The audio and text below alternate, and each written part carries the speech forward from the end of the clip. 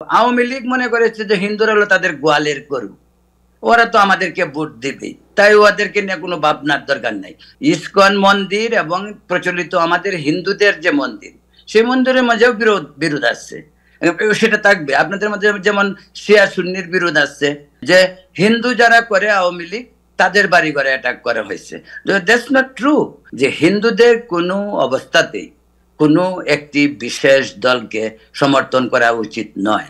এই আওয়ামী লীগ নিউ ইয়র্কে কোথাও দাঁড়াতে পারছে না, 5-6 জন তারা, কিন্তু তারা হিন্দুদের সেগুলিতে তারা ঢুকে পড়তেছে না। আমাদের দেশে আওয়ামী লীগ কি করছিল, তা 14 বছরের দেশে যখন জঙ্গি হামলা হতো, জঙ্গি হামলা মানেই জামাত, জঙ্গি হামলা মানেই বিএনপি, জঙ্গি হামলা মানেই বা সন্ত্রাসী মানেই বা জামাত, আর তারা কিছু করেনি। আপনাদেরকে ধন্যবাদ এবং অভিনন্দন। এবং দুঃখ ওই কথাই বলবো যে একজন মানুষ যদি আরেকজন মানুষের হাতে মারা যায়, সেটা খুব দুঃখজনক। সে কোন ধর্ম বিলং করে ডাজ নট ম্যাটার, কিন্তু একটি মৃত্যু কোনো অবস্থাতেই কাম্য নয়। তো আমি যে জিনিসটা প্রথম যেটা শুরু করতে চেয়েছিলাম সেটা হলো যে ইসকনটা কি। ইসকনটার একটা ব্যাকগ্রাউন্ড আপনাকে একটু ভূমিকা আমি অল্প সময়ের মধ্যে দিই। যেটা হলো কিন্তু এই যে ইব্রাহিম চৌধুরীর বাড়ির কাছে যে শ্রী চৈতন্য মহাপ্রভু ছিল হিন্দুদের আরাধ্য দেবতা, সেই চৈতন্য মহাপ্রভুর ফলোয়ার্স শ্রী প্রভুপদ উনি নিউ ইয়র্কে ছিলেন। সেকেন্ড এভিনিউতে নিউ ইয়র্কে 1966 সালে তিনি ইসকন প্রতিষ্ঠা করেন।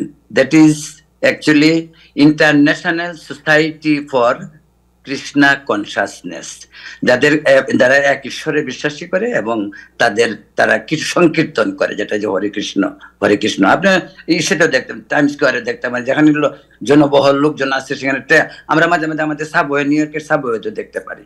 সেটা আমি বলছি যে এক্সট্রিমলি এই অর্গানাইজেশনটি একটি রিলিজিয়াস এবং সোশ্যাল অর্গানাইজেশন, এবং এই সংগঠন বাংলাদেশে কিন্তু তাহের বহুদিনের, এমনকি Pakistan, Turkey, Malaysia, Indonesia, Bahrain, Dubai এবং Morocco, Tunisia, Algeria, name it, except Saudi Arabia, almost all Muslim country.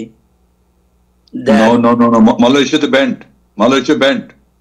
আমার কাছে মুহিত ভাই আপনি একটু অপেক্ষা করেন, আমি কিন্তু সার্চ করে বলছি। এটা মালয়েশিয়াতে ব্যান্ড হয়তো হইতে পারে সাময়িক, তো আমরাও আমাদের দেশেও ব্যান্ডের কথা বলছি, তাই না?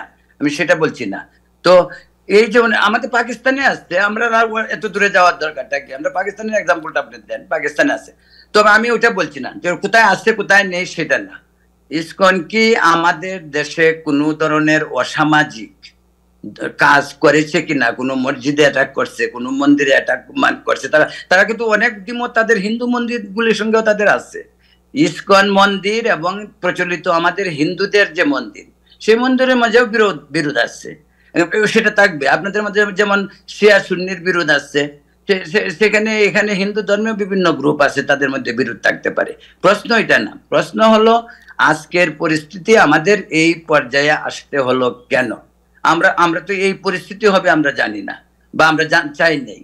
আমরা কোটা আন্দোলন দিয়ে আমাদের ছাত্র সমাজ যে আন্দোলন শুরু করেছিল, শেষ পর্যন্ত সংস্কার বিরোধী আন্দোলন, শেষ পর্যন্ত এক দফা, শেষ পর্যন্ত সরকারের পতন এবং শেখ হাসিনার বিদায়।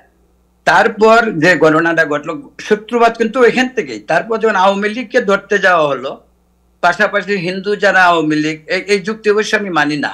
অনেকেই বলে, যেটা স্বয়ং ইউনুস থেকে শুরু করে অন্যরাও বলছে, যে হিন্দু যারা করে আওয়ামী লীগ তাদের বাড়ি ঘরে অ্যাটাক করা হয়েছে। That's not true. কজন হিন্দু আওয়ামী লীগে ওতপ্রোত, কয়জন অসীম সরকার ছিল? বাংলাদেশের পার্লামেন্টে 14 জন এমপি ছিল, সেখানে 345 জন এমপি ছিল, তার মাঝে মাত্র 14 জন। তো হিন্দু কতজন হিন্দু করত? আমি যে জিনিসটা সবসময় বিরোধিতা করি হিন্দুদের, আমি কালকেও এক জায়গায় বক্তৃতায় বলছি যে হিন্দুদের কোনো অবস্থাতেই কোনো একটি বিশেষ দলকে সমর্থন করা উচিত নয়। এবং গত 54 বছর হিন্দুরা এটা করেছে দেখেই সেই পাপের প্রায়শ্চিত্ত হিন্দুরা এখন করতেছে। সেই কথাটা আমি ওই দিনও বলছি, আজকেও বলি, কালকেও আমি এক জায়গায় বক্তৃতায় এই কথাটা বলেছি। কারণ হলো কি, আওয়ামী লীগ মনে করেছে যে হিন্দুরা হলো তাদের গোয়ালের গরু, ওরা তো আমাদেরকে ভোট দিবে, তাই ওদেরকে নিয়ে কোনো ভাবনার দরকার নাই। না হয় আপনি আমাকে বলেন কিভাবে এই যে আজকে ধর্মনিরপেক্ষতা তুলে দেওয়ার কথা বলছে, আমি বলি যে হুকিয়ার তুলে দেখ ধর্মনিরপেক্ষতা। যে সংবিধানে একটি বিশেষ ধর্মের জন্য রাষ্ট্র ধর্ম বলা আছে, সেখানে ধর্মনিরপেক্ষতার দরকার নাই। যে দেশে 90% লোক মুসলিম, সে দেশে রাষ্ট্র ধর্ম থাকবে, রাষ্ট্র ধর্মের দরকার ছিল না, তারপর থাকুক, চলুক না, অসুবিধা কি? এখন কি রতনদা, আপনি কি এখন মনে করেন যে এই হিন্দুকে ব্যবহার করে হিন্দুদেরকে আওয়ামী লীগ মানে একটা রাজনৈতিক সুযোগ নেওয়ার চেষ্টা করতেছে নেপথ্য থেকে, এটা কি আপনি মনে করেন? আমি আমি এখানে আসতেছি ইব্রাহিম ভাই, শুনেন, এটার এক্সাম্পল শুধু নিউ ইয়র্কেই আছে। এই আওয়ামী লীগ নিউ ইয়র্কে কোথাও দাঁড়াতে পারছে না, 5 জন 6 জন তারা, কিন্তু তারা হিন্দুদের সেগুলিতে তারা ঢুকে পড়তেছে। অ্যাজ পার এক্সাম্পল, বঙ্গবন্ধু ফাউন্ডেশনের একটা প্রোগ্রাম হলো গত সপ্তাহে, ডক্টর নবী করেছেন, আমি ওখানে যাইনি, আমাকে ইনভাইটও করেনি, কি কারণে করেনি আই ডোন্ট নো, এইগুলো বেশি আলোচনা অনেক কিছু। কিন্তু আমি যেটা খবর নিলাম, সেখানে 70-80 জন লোক ছিল, তার মধ্যে 50 জন হিন্দু আর 10-12 জন হলো তারা। তো এই যে হিন্দুদের, আমি বলতেছি হিন্দুদেরকে যে বোকা বানানোর চেষ্টা হচ্ছে, এবং তারা হিন্দুদের মাথার মধ্যে লবণ দিয়ে বড়ই খাওয়ার যে চেষ্টা করতেছে, সেই চেষ্টা থেকে হিন্দুদের সেই বিষয়টা হিন্দুদেরকে বুঝতে হবে। আমি আরেকটা কথা আপনাকে বলি, ফখরুল ইসলাম আলমগীর বিএনপির মহাসচিব, তিনি কিন্তু এই প্রভুর সঙ্গে দেখা করছেন এর আগে। ফরহাদ মাজারকে, ডক্টর ইউনূস শাহ ফরহাদ মাজারকে কিন্তু ওই প্রভুর কাছে পাঠাইছেন। তো এ তো সব দিক দিয়ে যদি একটা সমঝোতার পথ থাকে, তাহলে এই পরিস্থিতি তৈরি হবে কেন? এবং আমি আরেকটা কথা আপনাকে বলতে চাই, রংপুরে যে প্রভু বক্তব্য রাখছেন, সেই প্রভু কিন্তু রংপুরের বক্তৃতার একটা ক্লিপ আপনাকে আমি বলি, একেবারে শর্ট, 30 সেকেন্ডে। সেটা হলো, উনি বলছে আমরা কোনো বিশেষ রাজনৈতিক দলের সঙ্গে নেই, যে দল আমাদের সাথে থাকবে আমরা সেই দলের সঙ্গে থাকবে। হোয়াট ডাজ ইট মিন? এটা মিন করে, এই কথা অনেক আগেই বলা উচিত ছিল হিন্দুদের, দেশ স্বাধীন হওয়ার পরে। আনফরচুনেটলি তারা তখন বলে নাই। এখন প্রভু যে কথা বলছে, আর হিন্দুরা যদি ওই ডিরেকশনে যায়, আমি মনে করি যে গুড সাইন। এবং সবচেয়ে বড় কথা, সম্প্রীতি আমাদের প্রয়োজন, সম্প্রীতি প্রয়োজন। এখন তাহের, আপনি যে আমাকে বললেন যে ওই লোক মারা গেল, ওই লোকটা কে মারছে সেটাও তো আইডেন্টিফাই হয় না। জাতীয় পার্টি না, জাতীয় যুব দল, বোধহয় যুব দলের কথা উঠছে, হইতেই পারে, সেটা আমি সেখানে যাচ্ছি না, কারণ আমি যেহেতু ওই জিনিসটা দেখি না, আমি যাচ্ছি না। আমাদের দেশে আওয়ামী লীগ কি করছিল, তা 14 বছরের দেশে যখন জঙ্গি হামলা হতো, জঙ্গি হামলা মানেই জামাত, জঙ্গি হামলা মানেই বিএনপি, জঙ্গি হামলা মানেই বা সন্ত্রাসী মানেই বা জামাত, আর তারা কিছু করেনি। বিশ্বজিৎকে কে মারছিল তাহের? আমি আপনাকে ওইটা বলি যে আপনি ওই অনুষ্ঠানের মানে অ্যাঙ্কর, আপনি তো প্রশ্ন করছেন, আমি যদি উল্টা আপনাকে প্রশ্ন করি, বিশ্বজিৎকে যখন এই দর্জি বিশ্বজিৎ যখন নিজে চিৎকার করে বলতেছিল যে আমি হিন্দু, আমি নৌকায় ভোট দেই, আমি ছাত্রলীগ করি, তারপরেও কিন্তু তাকে দিন দুপুরে চাপাতি দিয়ে মারা হয়েছিল। তো বিচার হয়েছে, প্রধানমন্ত্রী জানে না, তখনকার স্বরাষ্ট্রমন্ত্রী জানে না, ঘটনা তো পুরান ঢাকাতেই ঘটছে। তো পর্যায়ক্রমে যদি এইভাবে কন্টিনিউ চলতে থাকে, তাহলে হিন্দুদেরই বর্ষাটা কোথায়? তাদের তো একসময়, ওই গত সপ্তাহ আপনাকে বলছি, তাদের দেয়ালে পিঠ থেকে যাবে।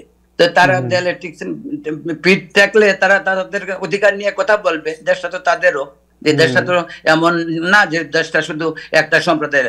আনফরচুনেটলি আজকে আমাদের মাঝে এই সম্প্রীতির অনেক অভাব, কিন্তু আমরা তো সম্প্রীতিতেই বড় হয়েছি। আমি আরেকটা কথা বলতে চাই, একটা মেসেজ সকলের জন্য।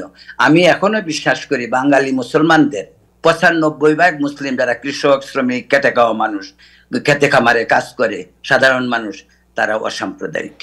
তাদের কোনো সমস্যা হলো আমাদের মানে আমরা যারা শিক্ষিত লোক, আমরা যারা রাষ্ট্রযন্ত্র নিয়ন্ত্রণ করি, আমরা যারা সেনাবাহিনী নিয়ন্ত্রণ করি, আমরা যারা বড় বড় মসজিদ নিয়ন্ত্রণ করি, মন্দির নিয়ন্ত্রণ করি, সমস্যা আমাদের সাধারণ মুসলমান হিন্দু, সমস্যা নেই।